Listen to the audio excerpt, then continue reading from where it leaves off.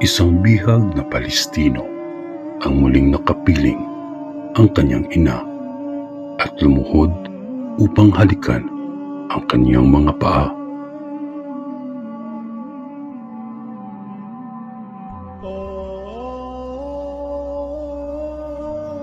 Sinabi ng sugo ng ala, ang paraiso ay nasa ilalim ng mga paa ng iyong ina.